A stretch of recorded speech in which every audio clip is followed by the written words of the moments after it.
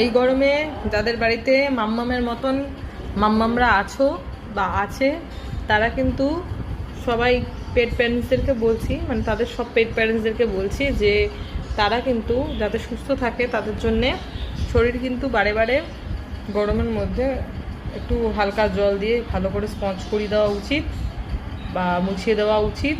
আর খুব বেশি ভালোভাবে জল খাওয়ানো উচিত ওদেরকে।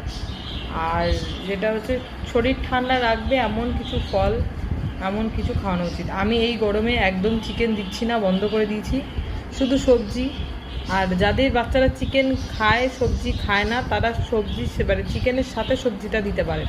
মানে চিকেন 1 পিস দেবেন, সবজিটা একটু বেশি করে দেবেন, চিকেনের গন্ধটা হলে যাতে বাচ্চা খায় এই অবস্থায় দেবেন।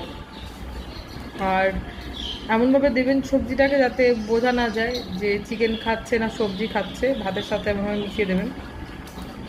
আর ভাতটাও এই গরমে খুব বেশি দিলে হবে না, একটু কমই দিতে হবে খাবার, তাই না? কী হলো, এই গরমে খাবারটা একটু কম খাবো তো না একটু বেশি খাবো? ও মা গো, কী গরম নেমেছে গো গুলিকে। এখন এখন আমি গাটা একটু ওই মুছিয়ে দেবো সুন্দর করে।